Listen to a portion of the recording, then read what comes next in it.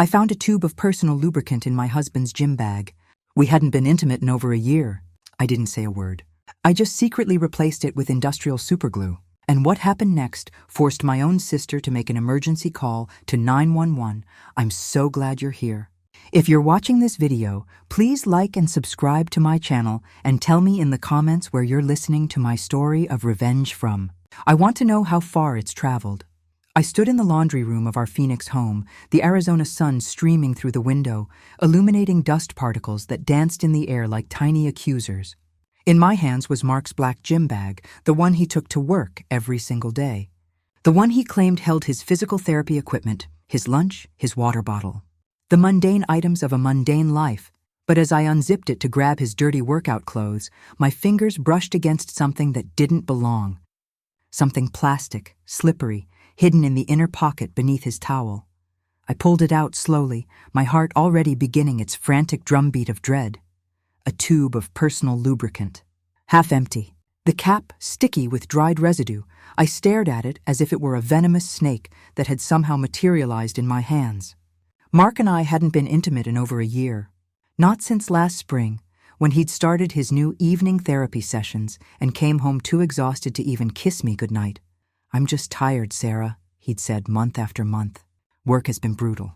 You understand, right?" And I had understood. Or at least I'd tried to. I'm Sarah Mitchell, 52 years old, owner of Sarah Mitchell Interiors, one of the most successful interior design firms in Phoenix. I spend my days creating beautiful spaces for wealthy clients, transforming their houses into magazine-worthy dreams. I understand long work hours. I understand exhaustion, but this tube in my hands told a different story. A story that made my carefully designed world feel like it was built on a foundation of lies. I set the tube on the washing machine and took a step back, as if distance would somehow change what I was seeing. My hands were trembling, not just with shock, but with a deep primal rage that was beginning to bubble up from somewhere I didn't know existed inside me. The laundry room suddenly felt too small, too hot. I could hear my own breathing, rapid and shallow. The hum of the washing machine I'd been about to start seemed deafening. Mark had left for work 40 minutes ago. He'd kissed my cheek, a perfunctory gesture that had become routine, grabbed his gym bag and said, "I have a late client tonight, honey. Don't wait up." How many times had I heard those exact words? 50? 100? How many nights had I fallen asleep alone in the king-sized bed I'd so carefully decorated with imported Italian linens, while my husband was somewhere else, with someone else? I picked up the tube again and examined it more closely. It wasn't even trying to hide. It was just there, casually tucked away, as if Mark had grown so comfortable with his deception that he'd become careless, or maybe he thought I was too stupid to notice. Too busy with my fabric swatches and paint samples to pay attention to my own marriage crumbling around me. That thought ignited something dangerous inside me. I placed the tube back exactly where I'd found it, zipped up the gym bag and walked to the kitchen. My hands moved on autopilot as I poured myself a glass of water, but I couldn't drink it. I just stood there, gripping the glass so tightly I was afraid it might shatter. Our house was beautiful. I'd made sure of that. Every corner, every surface, every carefully chosen piece of furniture reflected my professional expertise. Clients would walk in and gasp at the seamless blend of modern and southwestern design, the way natural light played off the warm terracotta tones, the custom woodwork that cost more than most people's cars. But what good was a beautiful house if it was just a stage for lies? I set down the glass and pulled out my phone. My fingers hovered over Mark's contact, an old photo of him smiling at me from better days. I almost called him, almost demanded an explanation right then and there, but something stopped me. A voice in my head, maybe my mother's, maybe my own, whispered, "Don't tip your hand. Not yet. You need to know the truth first." I opened my browser instead and searched, "Private Investigator, Phoenix, Arizona." 24 hours later, I sat in a small cafe downtown, across from a woman who looked like she could be anyone's aunt. Detective Lisa Rodriguez was 50-something, with kind eyes and a no-nonsense demeanor that immediately put me at ease. "Mrs. Mitchell," she said, sliding a business card across the table, "I've been doing this for 18 years. I've seen every kind of infidelity you can imagine. The first thing I need you to understand is that once you open this door, you can't close it. Whatever I find, you'll have to live with knowing." I wrapped my hands around my coffee cup, drawing warmth from the ceramic even though it was 95 degrees outside. I need to know the truth, whatever it is. Lisa nodded, pulling out a small notebook. Tell me everything. Start from the beginning. So I did.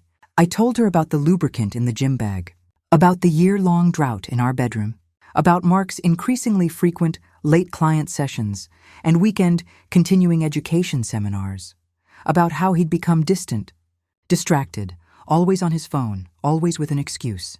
Has he changed his appearance recently? Lisa asked, taking notes. I thought about it. He started going to the gym more regularly about 8 months ago. Lost some weight. Bought new clothes. I laughed bitterly. I thought he was finally taking care of himself. I was proud of him. Does he have any unusual expenses? Charges you can't account for? We have separate accounts for most things. But now that you mention it, I pulled up our joint credit card on my phone, something I rarely checked because I trusted Mark to manage his own spending. As I scrolled through the charges, my stomach dropped. Restaurants I'd never heard of. Hotels in Scottsdale. Flowers from a boutique I'd never received anything from. The evidence had been there all along, hiding in plain sight, waiting for me to look. Lisa reached across the table and gently took my phone. May I? I nodded, unable to speak.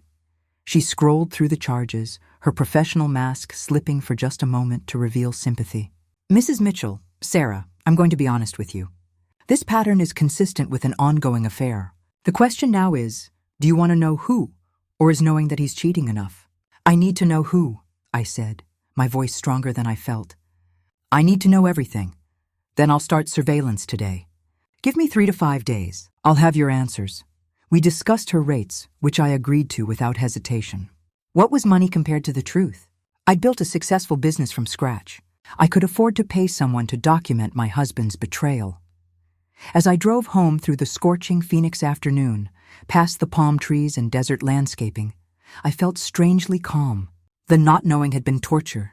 At least now I was taking action.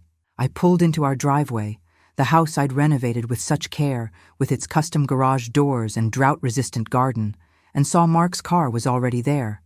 He'd said he had a late client. It was only 3 p.m. I sat in my car for a moment, watching the house. Through the large windows I'd insisted on for natural light, I could see Mark moving around in the kitchen. He was on his phone, laughing at something. His body language was animated, alive in a way I hadn't seen directed at me in months. I got out of the car and walked to the front door, my designer heels clicking on the pavement I'd chosen for its perfect shade of terracotta. Sarah! Mark looked startled when I walked in, quickly pocketing his phone. You're home early. My 3:30 canceled, I said smoothly, setting my bag down on the console table.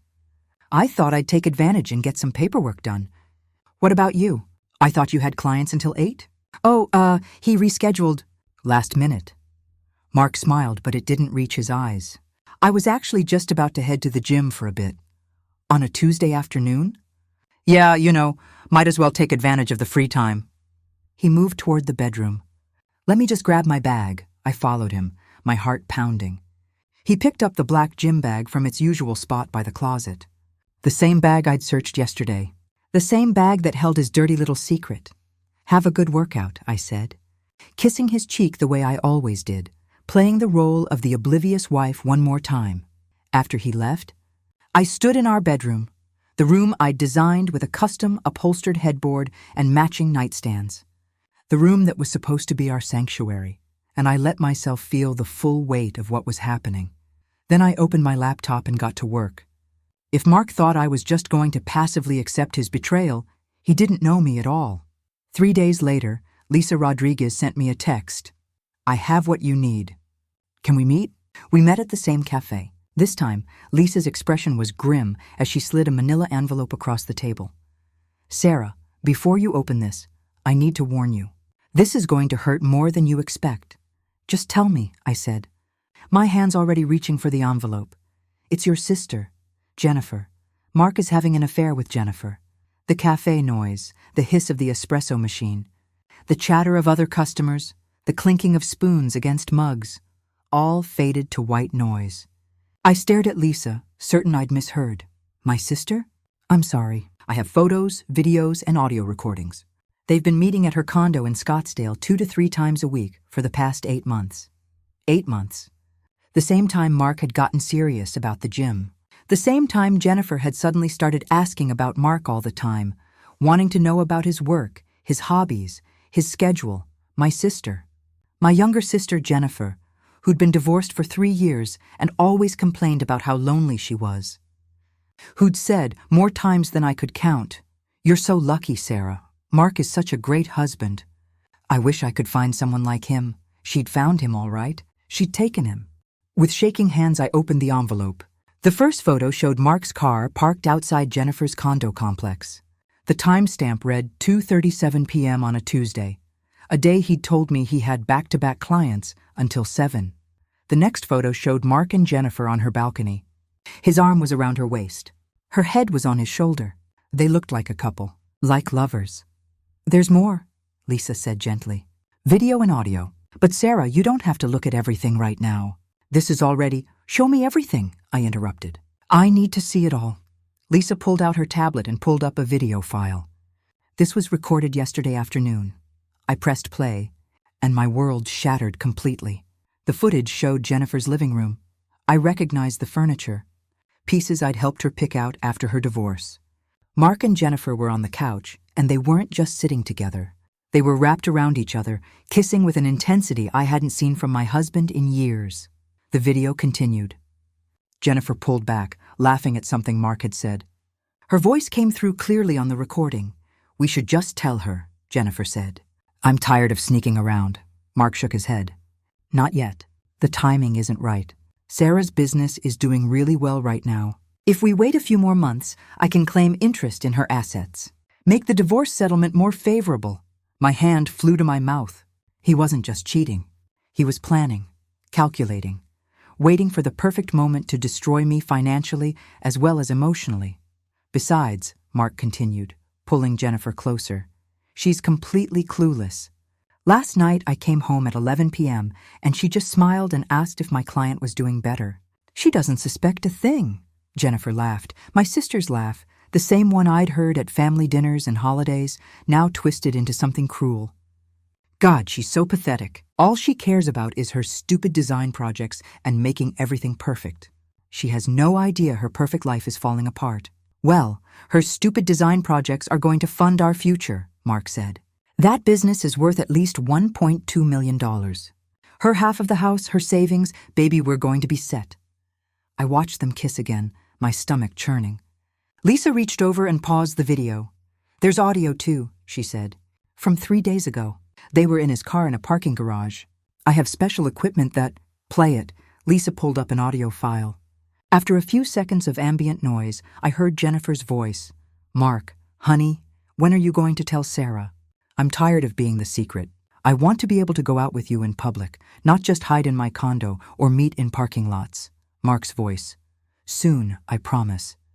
But I need to be smart about this. I talked to a lawyer friend, off the record, of course. He said if I can prove that Sarah's business grew significantly during our marriage because of my emotional and logistical support, I can claim a portion of it in the divorce." "You never supported her business," Jennifer scoffed. "She did that all on her own. Doesn't matter. I can say I did. I'll say I sacrificed my own career advancement to support hers. I'll say I managed the household so she could focus on work. The courts don't care about the truth. They care about what you can prove." "You're so smart," Jennifer purred. "That's why I love you. I love you too, baby. And once I'm free of Sarah, we can finally be together properly. Maybe even start that physical therapy practice we've talked about. With the money from Sarah's half of everything, we'll have plenty of capital." I sat frozen, listening to them plan my destruction with the casual ease of people discussing vacation plans. Lisa stopped the recording. "Sarah, I know this is devastating, but you need to see this for what it is. Evidence. Legal. Documented evidence of both infidelity and financial planning against you." I looked up at her, and I felt something shift inside me. The pain was there, sharp and cutting, but underneath it, a cold rage was crystallizing into something harder, something focused. "I want you to keep watching them," I said, my voice steady now. "I want to know everywhere they go, everything they say. Can you do that?" "Of course." "But Sarah, what are you planning?" I thought about the lubricant in Mark's gym bag, about his carelessness, his arrogance, his absolute certainty that I was too stupid and too absorbed in my work to notice what was happening right under my nose. "I'm not sure yet," I said. "But they're not going to get away with this. They're not going to take my business, my home, and my dignity. I won't let them." Lisa studied my face for a long moment, then nodded. "I'll keep the surveillance active." "Daily reports?" "Yes, and Lisa? Don't hold back. I want to know everything. Every location, every conversation, every detail."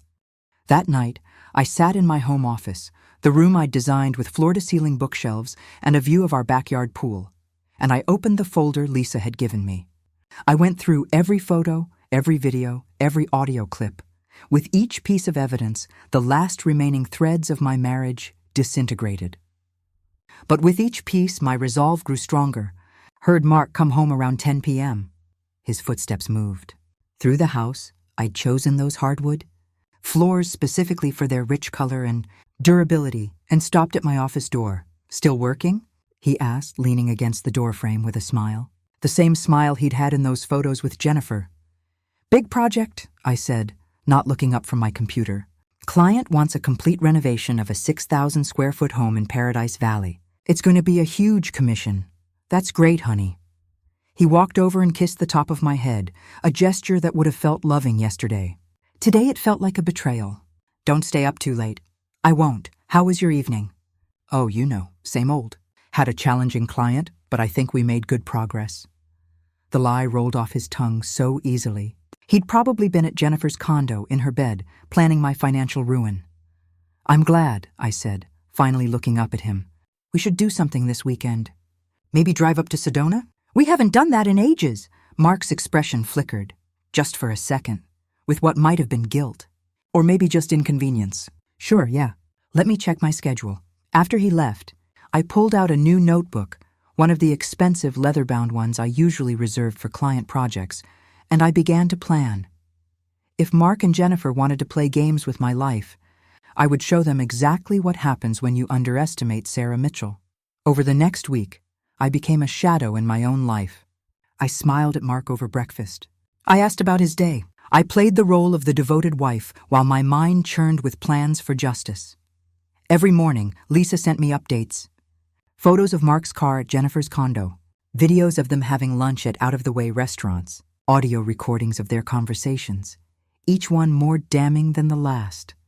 "I can't wait until we don't have to hide anymore," Jennifer said in one recording, her voice breathy and excited. "I want to wake up next to you every morning." "Soon, baby," Mark replied. "My lawyer friend said the best time to file is right after Sarah closes this Paradise Valley project. She'll be exhausted, not thinking clearly. It'll be easier to push through the settlement I want." I listened to this while sitting at my desk, reviewing fabric samples for that very project. The client, Mrs. Henderson, had no idea that her $2.3 million renovation was being used as a timeline for my husband's betrayal. But the audio that broke me, really, truly broke me, came on Thursday evening. I was in my car, parked outside a tile supplier, when Lisa's email came through with a new recording. The timestamp showed it had been made just 2 hours earlier at Jennifer's condo. I put in my earbuds and pressed play. "Does Sarah ever ask questions?" Jennifer's voice. "Doesn't she wonder where you are all the time?" Mark laughed. "Sarah? No, she's so wrapped up in her design business that she barely notices I exist. As long as I show up for dinner occasionally and don't make waves, she's happy." "That's so sad," Jennifer said. But she didn't sound sad at all. She sounded satisfied. I could never be that oblivious about my husband. "Well, you won't have to worry about that. When we're together, I'll actually pay attention to you." There was silence, then the sound of kissing. I felt bile rise in my throat. "You know what's funny?" Jennifer said after a moment. "Sarah introduced us. At her 40th birthday party, remember? She kept pushing you and me together, saying you two should talk. You have so much in common." "Ach, if she only knew," Mark laughed again. "She basically handed you to me on a silver platter. And you know what? That night, after the party, when we cleaned up and Sarah went to bed, that's when I knew. Knew what? That I wanted you. You were standing in the kitchen in that red dress, and I couldn't stop thinking about you. I went home and lay next to Sarah, and all I could think about was you. When did we first Jennifer's voice had gone soft, intimate. 3 months after that party, remember? Sarah went to that design conference in San Diego. You came over to keep me company. We had wine, we talked, and then we couldn't stop, Jennifer finished. Best decision I ever made. I sat in my car in the supplier's parking lot, the Arizona sun beating down, and I felt something inside me turn to ice. Not just anger, not just hurt, something colder, harder, more purposeful. They'd been planning this for nearly 3 years. 3 years of lies, of family dinners where Jennifer smiled at me across the table, of holidays where she hugged me and called me sis.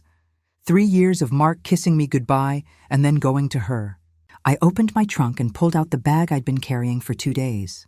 Inside was a tube of industrial-strength superglue I'd purchased from a hardware store 40 miles away, paying cash. The same brand used in my design business for securing heavy decorative elements. I'd been planning this moment carefully, but listening to that recording solidified my resolve. That evening, Mark came home at his usual time.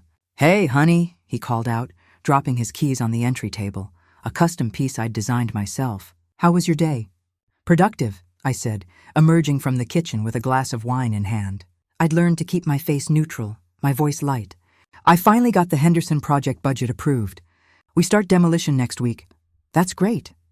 He moved toward the bedroom. "I'm going to shower and then head to the gym for a bit." "Sure," I said easily. "I'm making pasta for dinner. Want some before you go?" "Yeah, sounds good." I watched him disappear into our bedroom. Then I moved to the laundry room. His gym bag was exactly where he always left it, by the washing machine. My hands were steady as I unzipped it. The tube of lubricant was there, tucked in the same inner pocket. I pulled it out carefully, using a paper towel so I wouldn't leave fingerprints. In the 3 years of their affair, Mark had become so confident, so careless. He didn't even try to hide it well anymore. I unscrewed the cap and looked at the contents. About half remained. Enough for one more encounter, probably. From my pocket, I pulled out the tube of industrial superglue. The label warned, "Bonds in seconds. Skin contact requires immediate medical attention. Do not ingest." I went to the kitchen sink and carefully emptied the remaining lubricant down the drain, rinsing it thoroughly. Then, using a small funnel I'd bought specifically for this purpose, I filled the tube with superglue. The consistency was similar enough that a casual glance wouldn't reveal the difference. I shook it gently, mixing it to ensure it flowed smoothly. Then I wiped the nozzle, screwed the cap back on, and placed it exactly where I'd found it in Mark's gym bag. My heart was racing, but my hands were steady. Years of precision work as an interior designer had trained me for detailed, careful execution. This was just another project, one that required perfect timing and flawless execution. I zipped the bag and returned to the kitchen, where I drained the pasta and stirred the sauce. When Mark emerged, freshly showered, I served him a plate. "Smells amazing," he said, sitting down at our dining table, the one I'd custom ordered from a craftsman in Tucson. We ate together, making small talk about our days. I mentioned a difficult client. He talked about a patient with chronic back pain. We were like actors in a play, reciting lines we'd memorized over 28 years of marriage. "I might be late tonight," Mark said, finishing his pasta. "Rick wants me to spot him on some heavy lifts." Rick. I'd met Rick exactly twice in the 8 months Mark had supposedly been going to the gym regularly. Rick probably had no idea he was being used as an alibi for an affair. "No problem," I said. "I have work to catch up on anyway." Mark grabbed his gym bag and kissed my cheek. "Love you." The words hung in the air between us, hollow and meaningless. "Love you too," I replied automatically. After he left, I sat at the dining table for a long moment. Then I pulled out my phone and opened the tracking app I'd installed on Mark's phone 2 days ago. It had been surprisingly easy. He'd left his phone on the counter while showering, and I'd had 3 minutes to download the app and hide it in a folder of utilities he never used. The little dot that represented Mark's location moved through Phoenix, heading north on the 51, toward Scottsdale, toward Jennifer's condo. I watched it until the dot stopped moving, parking in the familiar location I'd seen in so many of Lisa's surveillance photos. Then I called Lisa Rodriguez. "Sarah," she answered immediately. "What's happening?" "He's there now. At Jennifer's. How quickly can you get surveillance set up?" "I'm actually parked across the street already. I had a feeling he'd be here tonight." "Lisa, I need you to record everything that happens in the next 2 hours. Everything. Can you do that? There was a pause. Sarah, what did you do? I'm getting justice. Just record it, please. All right. But Sarah, if this is what I think it is, you need to be very careful. Don't incriminate yourself. I won't. I'm at home working on design plans. I have time-stamped files I'm editing to prove it. After I hung up, I opened my laptop and did exactly that. I worked on the Henderson project, making sure every file showed the correct date and timestamps. If anyone asked, I'd been home all evening, absorbed in work, with no idea what was happening at my sister's condo. An hour passed, then 90 minutes. I forced myself to focus on tile selections and paint colors, even as my mind raced with what might be happening. At 10:47 p.m., my phone rang. Lisa's name flashed on the screen. Sarah, we have a situation. Someone just called 911 from inside the condo. I can hear sirens already. My mouth went dry. What happened? I don't know details yet, but I recorded everything from the outside. The lights in the bedroom went on about an hour ago. About 20 minutes ago, I heard shouting, then screaming, then nothing. Then the 911 call. Stay there, I said. Keep recording. I sat frozen at my computer, my fingers hovering over the keyboard. Part of me wanted to drive to Jennifer's condo, but I couldn't. I had to maintain my alibi, my distance. At 11:03 p.m., my phone rang again. This time it was an unfamiliar number. Hello? Mom? My son Alex's voice tight with stress. Mom, something happened. I'm at a scene right now and... God, Mom, it's Dad and Aunt Jennifer. My heart stopped. What? Alex, what are you talking about? We got a 911 call from an address in Scottsdale. When we arrived, he stopped and I could hear him breathing hard. Mom, they're stuck together. Dad and Aunt Jennifer, they're literally glued together. The paramedics are trying to separate them, but the glue, it's industrial strength. Mom, what the hell is going on? I let the silence stretch for a few seconds, as if I were processing shocking news. I don't understand. Your father is at the gym. What do you mean he's with Jennifer? He's not at the gym, Mom. He's at Aunt Jennifer's condo. They're both naked, and they're glued together, and there are like 15 neighbors outside watching and... Oh my God, Mom, I think Dad has been cheating on you with Aunt Jennifer. The pain in my son's voice was real, and it cut through my cold rage. Whatever Mark and Jennifer deserved, Alex didn't deserve this trauma. Where are you right now? I asked, keeping my voice steady. I'm still at the scene. Mom, you need to come here. They're about to transport them to Phoenix Memorial. I'll be there. Alex, honey, are you okay? No, he said, his voice breaking. No, I'm really not okay. After we hung up, I sat for a moment, staring at my reflection in the darkened window. The woman looking back at me was someone I barely recognized. Harder, colder, but also stronger. I grabbed my purse and car keys. Before I left, I deleted the tracking app from my phone and cleared my browser history. Then I drove to Phoenix Memorial Hospital, taking the long route, making sure there were plenty of traffic cameras to capture my journey from home. When I arrived at the hospital, the emergency room was chaos. I walked up to the reception desk with the practiced calm of someone used to dealing with difficult situations. I'm Sarah Mitchell. My husband, Mark Mitchell, was brought in, and my sister, Jennifer Hayes. The nurse looked up at me with poorly concealed shock. Clearly, word had already spread about the unusual nature of the case. Mrs. Mitchell, if you'll have a seat, the doctor will be out to speak with you shortly. I sat in the uncomfortable plastic chairs of the ER waiting room, surrounded by the fluorescent lights and antiseptic smell. A few other people in the waiting room kept glancing at me, whispering. I kept my expression neutral, my hands folded calmly in my lap. Alex appeared 15 minutes later, still in his EMT uniform. His face was pale, his eyes red. Mom, he said, sitting down next to me heavily. I don't even know what to say. Tell me what happened, I said gently. From the beginning, he took a shaky breath. We got the 911 call at 10:43. Female caller, hysterical, saying she and her boyfriend were stuck together and needed help. When we arrived, he closed his eyes. The door was unlocked. We went into the bedroom and found them. They were on the bed, naked, and they were literally glued together. Like they couldn't separate. They were both screaming and crying. How is that possible? I asked, my voice perfectly calibrated with confusion and concern. The paramedics think someone replaced lubricant with superglue. Industrial strength, the kind that bonds skin on contact. He looked at me. Mom, Dad's been having an affair with Aunt Jennifer. This whole time. Maybe years. I let my voice trail off, portraying shock. Your Aunt Jennifer? Are you sure? Her neighbors were outside. They said Dad's been coming over regularly for months. They recognized his car. Alex's voice hardened. Everyone knew except us. I reached over and took his hand. I'm so sorry you had to find out this way. Are you kidding? He looked at me with anguish. I'm sorry you had to find out this way. Mom, how long do you think this has been going on? I don't know, I said honestly. That part at least was true. A doctor emerged from the treatment area, looking exhausted and slightly baffled. Mrs. Mitchell? I stood up. Yes, how are they? We've managed to separate your husband and your sister using a medical-grade solvent.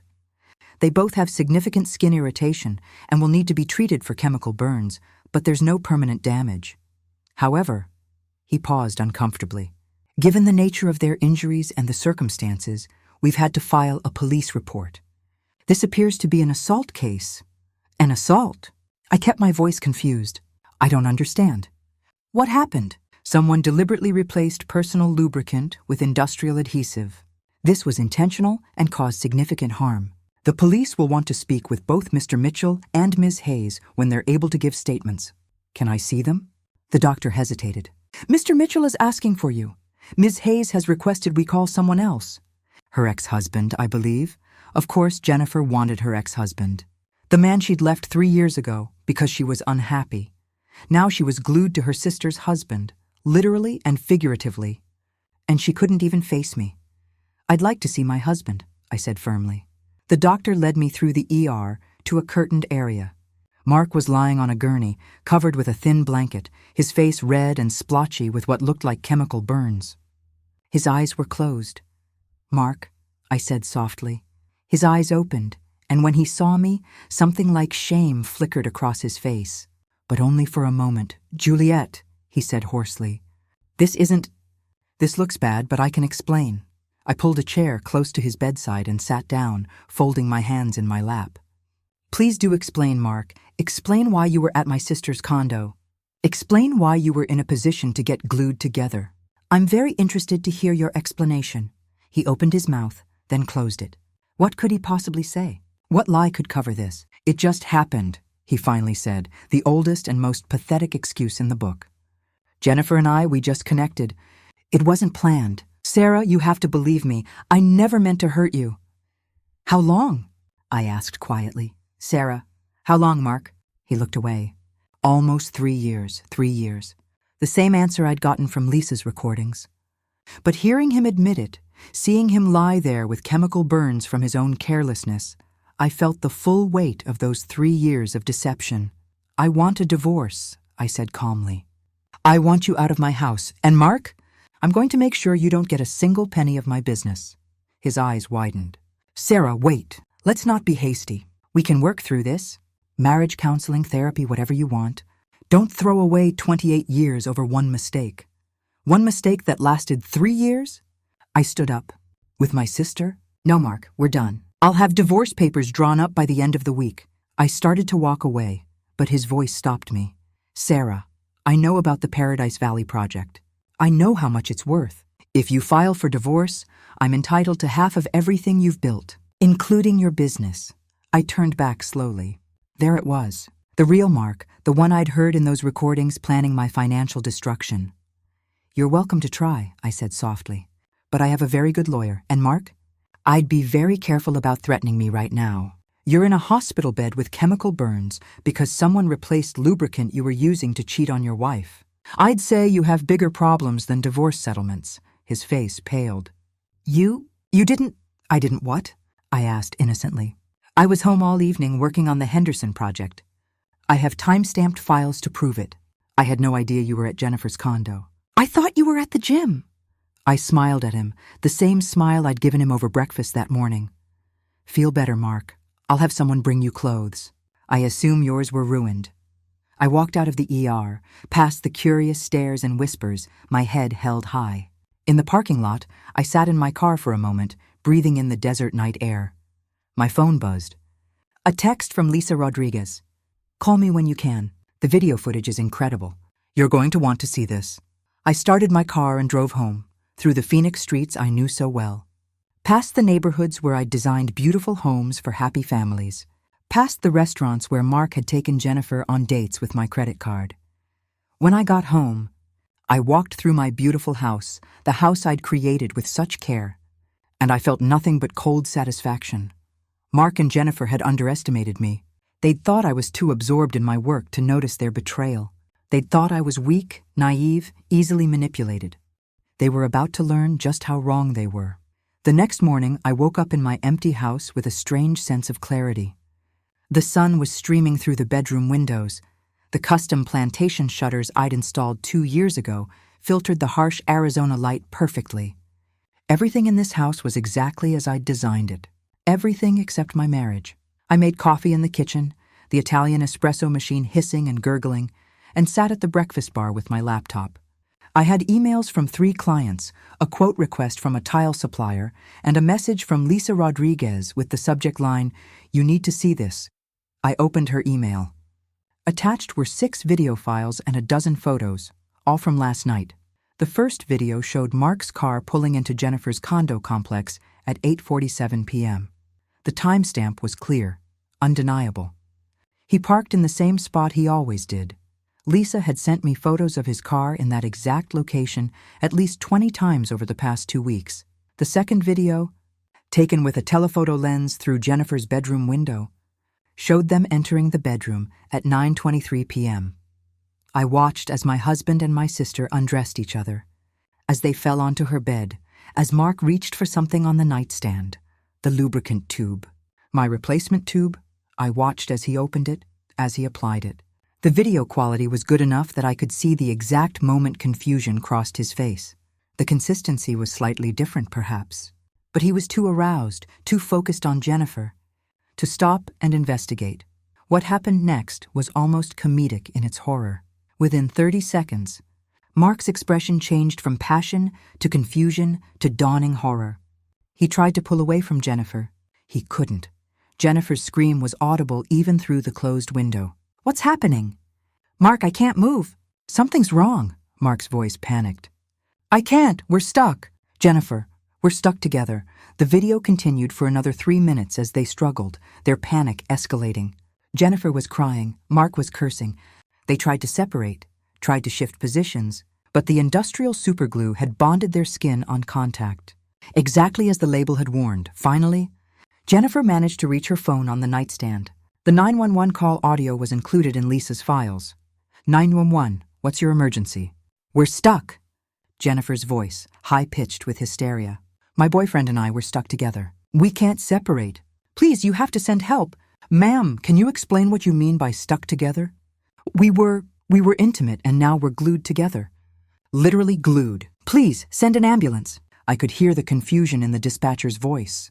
"You're saying you're physically adhered to another person?" "Yes, please, just send someone." The video showed the arrival of the first responders at 10:51 p.m. Lisa had positioned herself perfectly to capture everything. The paramedics entered the condo, and even from outside, their shocked reactions were visible. Then came the moment I'd been both dreading and anticipating. Alex's arrival. My son, in his EMT uniform, walked into that bedroom and saw his father naked and glued to his aunt.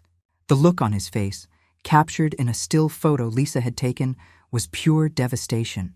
I closed the laptop and sat in my silent kitchen, the coffee growing cold in my cup. What I'd done was calculated, deliberate revenge. But seeing my son's face in that photo, I felt a pang of guilt. Alex didn't deserve this trauma. My phone rang. Alex's name on the screen? "Mom, are you okay?" His voice was rough, like he'd been crying. "I'm fine, sweetheart." "Are you?" "No. I stayed at the hospital until about 4 a.m. Dad and Aunt Jennifer were finally stable enough to be moved to private rooms." "Mom, the whole thing is insane. The police were there taking statements. Apparently they think someone deliberately tried to hurt them." "Do they have any suspects?" I asked carefully. They asked Dad if he had any enemies. "Anyone who might want to hurt him. He didn't give them any names." Alex paused. "Mom, did you know? About Dad and Aunt Jennifer? Did you have any idea?" I could have lied. I could have said no, played the completely blindsided wife. But Alex was my son, and he deserved some portion of the truth. I suspected something was going on, I admitted. Your father had been distant for over a year. I hired a private investigator 2 weeks ago. 2 weeks? Alex's voice rose. You've known for 2 weeks and you didn't tell me? I needed to be sure. I needed evidence before I made any accusations. Jesus, Mom, what were you planning to do? Divorce him. Protect my business. I built Sarah Mitchell Interiors from nothing, Alex. Your father contributed nothing to it, but under Arizona law, he could claim half in a divorce. I was gathering evidence to prove he shouldn't get anything. Did you? Alex stopped, then started again. Mom, did you have anything to do with what happened last night? The question hung between us. I could hear the conflict in his voice, part of him wanting to believe I was innocent, part of him knowing his mother well enough to suspect the truth. I was home all evening, I said firmly. Working on the Henderson project. I have time-stamped files on my computer to prove it. That's not what I asked. I know what you asked, Alex, and I'm telling you I was home, working. Whatever happened at Jennifer's condo, I wasn't there. Another pause. Then quietly, okay, Mom, okay. We talked for a few more minutes before hanging up. I knew Alex didn't fully believe me, but he wasn't going to push. He was angry at his father, disgusted by the betrayal, and struggling to process his own emotions. I spent the rest of the morning making phone calls. First to my lawyer, Patricia Chen, a fierce divorce attorney I'd worked with on a client's case years ago. Patricia, I need to file for divorce, and I need it to be airtight. Sarah, what's happened? I gave her the condensed version. The affair with my sister, the evidence Lisa had gathered, the accident at Jennifer's condo that had exposed everything. Patricia was quiet for a moment. Sarah, I have to ask, did you have anything to do with the superglue incident? I was home working all evening. I have proof. That's not an answer. It's the only answer I'm giving. Can you help me or not? I can help you. But if the police investigation leads to you, I can't represent you in a criminal case. You'd need a different kind of lawyer. There won't be a criminal case, I said, with more confidence than I felt. Mark won't press charges. He can't, not without admitting why he was at Jennifer's condo in the first place. All right. I'll start drawing up divorce papers. In Arizona, we have no-fault divorce. But given the circumstances, we can fight any claims he makes on your business assets. The affair, especially with your sister, shows a pattern of deception that a judge won't look kindly on. Good. I also want a restraining order. I don't want him coming to the house or the office. Consider it done. Sarah, one more thing. You should prepare yourself for this to get messy. Affairs with family members always do. Jennifer will be involved in the proceedings, and it's going to be very public and very painful. It's already painful, I said. Now I'm just making sure I don't lose everything I've built. My next call was to my business manager, Rebecca, who handled the financial side of Sarah Mitchell Interiors. Rebecca, I need you to do an audit of all business accounts. Make sure Mark's name isn't on anything, that he has no access to any funds. Sarah, what's going on? Mark and I are getting divorced. I need to protect the business. Oh my God, I'm so sorry. What do you need me to do? Change all passwords. Review all authorized signers. Make sure every account is solely in my name or the business's name. If you find anything with Mark's name attached, remove it immediately. I'll start today. Sarah, the business is solid. You built this yourself. He's not getting his hands on it. After those calls, I drove to the hospital. I needed to see Jennifer, not because I wanted to, but because I needed to look her in the eye and let her know that I knew everything. At the hospital, I asked for Jennifer's room number. The nurse looked uncomfortable. Mrs. Mitchell, your sister has requested no visitors except her ex-husband. Tell her it's me. Tell her I'm not leaving until she sees me. The nurse made a call, then nodded reluctantly. Room 412, but please keep it brief. She's still in considerable pain. I took the elevator to the 4th floor, my heels clicking on the polished hospital floors. Room 412 was at the end of the hall. I knocked once, then entered without waiting for an answer. Jennifer was lying in the hospital bed, her face red and swollen from the chemical burns. She looked small, broken, nothing like the confident woman who'd been stealing my husband for 3 years. When she saw me, her eyes widened with fear. Sarah, shut up, I said calmly, closing the door behind me. You don't get to talk right now. You get to listen. I walked to the side of her bed and looked down at her. She tried to sit up, winced in pain, and fell back against the pillows. I know everything, I said quietly. I know the affair has been going on for almost 3 years. I know it started at my 40th birthday party. I know you've been meeting at your condo, at hotels, in his car. I know about the plans to divorce me and take half my business. I have photos, videos, and audio recordings of every disgusting detail. Jennifer's face went from red to white. Sarah, please, I said shut up. I loved you, Jennifer. You were my sister. My little sister. I helped you through your divorce. I gave you money when you were struggling. I invited you to every holiday, every family dinner. I treated you like family because you were family. Tears were streaming down Jennifer's damaged face now, mixing with the ointment the doctors had applied. And you repaid me by sleeping with my husband, by plotting to steal my business, by calling me pathetic and stupid behind my back. My voice was still calm, but each word was a knife. Did you really think I wouldn't find out? Did you think I was that blind? I'm sorry, Jennifer whispered. Sarah, I'm so sorry. It just happened. We didn't mean, don't you dare say it just happened. Nothing just happens for 3 years. You made a choice. Every single time you texted him, every time you let him into your home, every time you let him touch you, you chose to betray me. I leaned closer, my voice dropping to barely above a whisper. You wanted my life? You wanted my husband? Well, congratulations, Jennifer. You can have him, but you're not getting anything else. Not my business, not my money, not my respect, and certainly not my forgiveness. What do you want from me? Jennifer asked, her voice breaking. I want you to disappear. After you get out of this hospital, I never want to see you again. You're not welcome at family events. You're not welcome in my home. You don't exist to me anymore. Sarah, please. You're my sister. I was your sister. Past tense. You destroyed that when you destroyed my marriage. I straightened up and walked toward the door. Then I paused and turned back. Oh, and Jennifer, about what happened to you last night. The superglue? I smiled.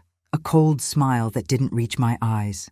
I hope it hurt. I hope you remember that pain every single day for the rest of your life. Because that pain, it's a fraction of what you've caused me.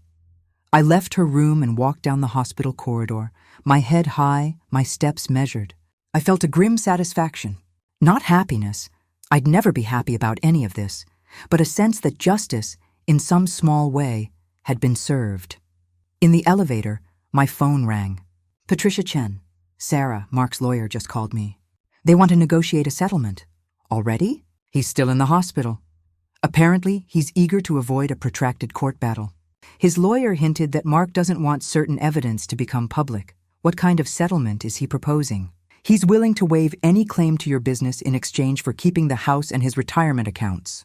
I laughed, a sharp, bitter sound. He wants the house? The house I designed? The house I renovated? Tell his lawyer absolutely not. Mark gets his personal possessions, his car, and his retirement accounts. That's it. I keep the house, the business, and all joint savings. He's not going to agree to that. Then we go to court. And Patricia? When we do, I want every piece of evidence Lisa gathered entered into the record. Every photo, every video, every audio recording. I want the judge to know exactly what kind of man Mark Mitchell is. That's nuclear, Sarah. It will destroy him professionally. Good. He was planning to destroy me financially. Turnabout is fair play. Patricia was quiet for a moment. All right, I'll convey your terms. But Sarah, be prepared for this to get ugly. It's already ugly, I said. Now I'm just making sure I'm the one left standing. Over the next 2 weeks, the story of what happened at Jennifer's condo spread through Phoenix like wildfire. It started with the neighbors who'd seen the ambulances and police cars. Then someone leaked details to a local news blog.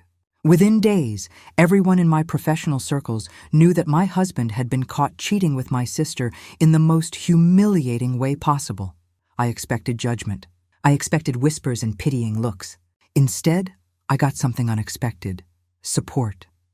Mrs. Henderson, my Paradise Valley client, called me personally. Sarah, I heard about your situation. I want you to know that my project is still yours. In fact, I'm increasing the budget. I admire your strength. Other clients reached out with similar messages. My business, far from suffering, actually grew. Women especially seemed to connect with my story, the betrayed wife who'd fought back and won. The police investigation into the superglue incident went nowhere. Mark, as I'd predicted, refused to press charges. Doing so would have required him to admit publicly what he'd been doing and with whom. His lawyer advised him to let it go, to focus on damage control. Jennifer disappeared from my life completely. I heard through mutual acquaintances that she'd moved to Tucson, too ashamed to stay in Phoenix. Her ex-husband had refused to reconcile with her, disgusted by what she'd done.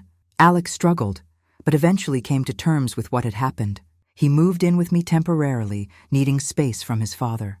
"Mom," he said one evening as we ate dinner in the kitchen, "I need to ask you something, and I need you to be honest." "All right. Did you replace the lubricant with superglue?" I looked at my son, this man I'd raised to value honesty and integrity. I could lie to him. I could maintain my alibi, but he deserved better than that. "Yes," I said simply. Alex was quiet for a long moment, processing. "How long had you known about the affair?" 2 weeks. I hired a private investigator. She gave me proof, photos, videos, audio recordings of them planning to steal my business. And the superglue thing. That was revenge? That was justice. Your father and aunt weren't just having an affair, Alex. They were actively plotting to destroy me financially and emotionally. They called me stupid, pathetic, clueless. They laughed about how easy I was to deceive. I couldn't let that stand. You could have just divorced him. You didn't have to. He gestured vaguely, unable to finish the sentence. "You're right. I could have. But Alex, I spent 28 years building a life with that man. I supported his career, I managed our home, I raised you, and he repaid me by planning to take half of everything I'd built. The affair was bad enough, but the financial plotting? That was unforgivable. So you made sure the affair was exposed in the most humiliating way possible." "Yes." Alex looked down at his plate. "I'm not going to lie, Mom. What you did was extreme. It was borderline psychotic, but..." He looked up at me. "I also kind of get it. Dad deserved to be exposed. He deserved consequences. I'm sorry you had to be the one to respond to the 911 call. I'm sorry you had to see that. That wasn't part of my plan, I know. And honestly, that's the part that messed me up the most. Not what you did to them, but having to see it." He shook his head. "I'm going to need therapy for a while." "I'll pay for it," I said. "Whatever you need." 3 months after the hospital incident, the divorce was finalized. Mark got his retirement accounts and his personal possessions. I kept the house, the business, all joint savings, and my dignity. Mark moved into a small apartment in Tempe. His physical therapy practice took a hit when word spread about the affair. Several clients, particularly women, refused to continue treatment with him. I ran into him once at a coffee shop downtown. He looked smaller somehow, diminished. When he saw me, shame flickered across his face. "Sarah," he said quietly. "How are you?" "I'm excellent, Mark. Business is booming. I just landed a $3 million renovation project in Paradise Valley." "How are you?" He looked down. "Getting by. I'm glad to hear it." "Well, I have a meeting. Take care of yourself." As I walked away, I felt nothing. Not anger, not sadness, not even satisfaction. He was simply no longer relevant to my life.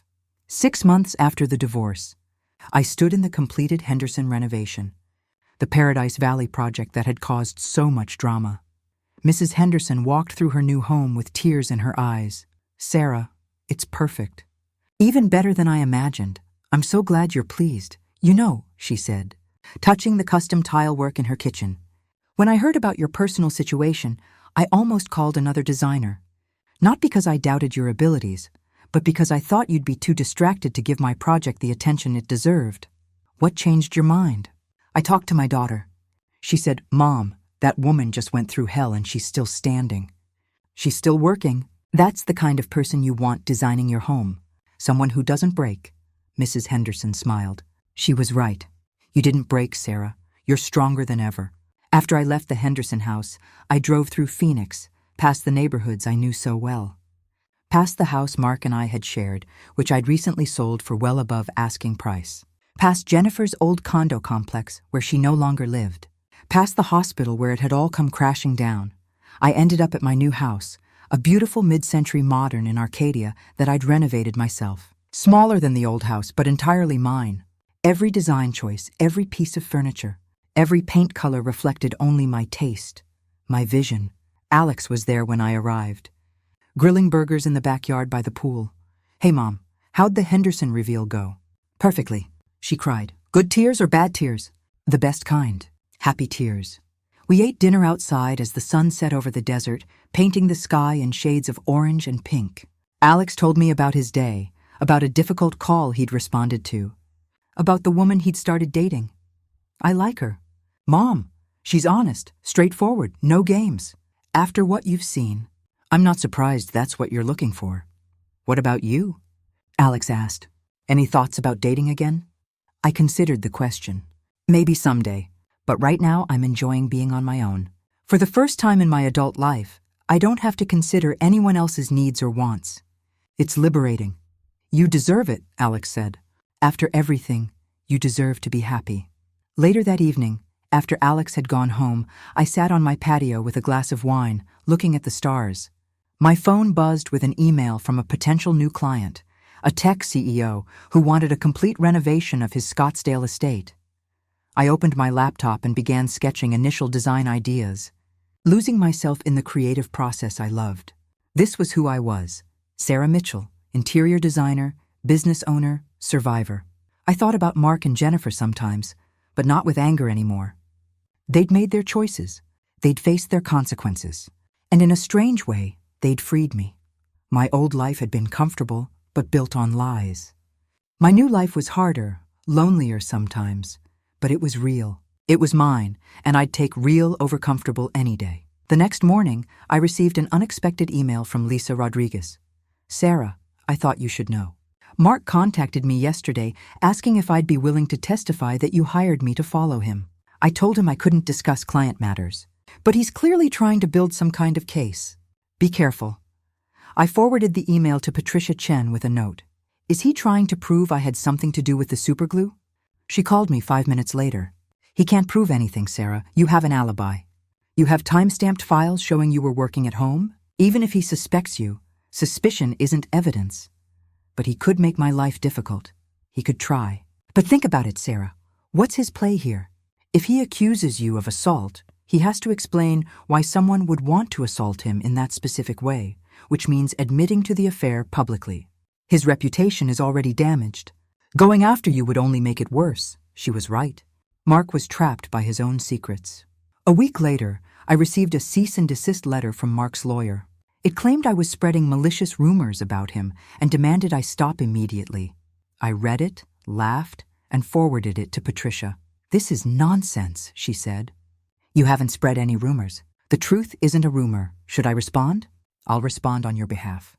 We'll remind Mr. Mitchell's lawyer that truth is an absolute defense against defamation, and that we have extensive documentation of his client's affair and financial scheming.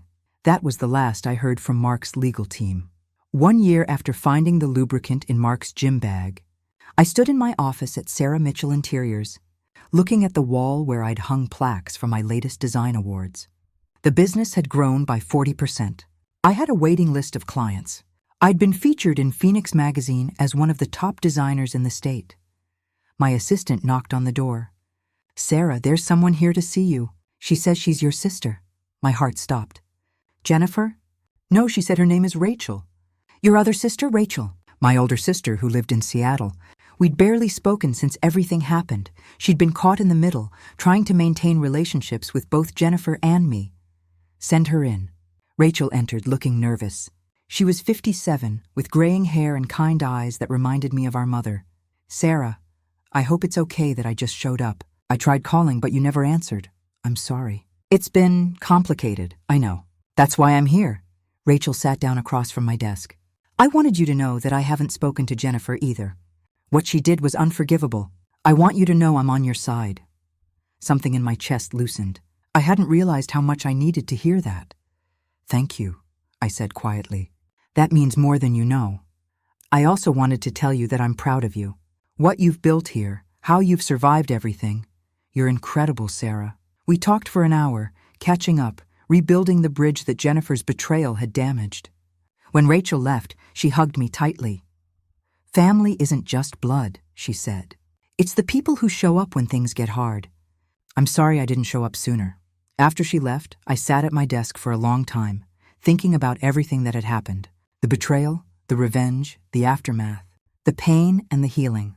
I'd lost a husband and a sister, but I'd gained something more valuable, myself. I opened my laptop and started working on a new project. A mansion in Sedona that would be my most ambitious design yet. As my fingers moved across the keyboard, sketching ideas and making notes, I smiled. This was my life now. Not perfect, but real. Not what I'd planned, but exactly what I'd earned, and I wouldn't change a thing. If this story moved you, please don't forget to like and subscribe. Your support helps me continue sharing stories that uncover the hidden truths of everyday life. There are so many more untold stories waiting to be revealed. Thank you for being here. Now tell me, what would you have done if you were in their place? I'd love to hear your thoughts. Please share them with me in the comments below. On the screen, you can see 2 more life stories I strongly recommend. There are many more waiting on my channel. Don't forget to subscribe. See you in the next life story.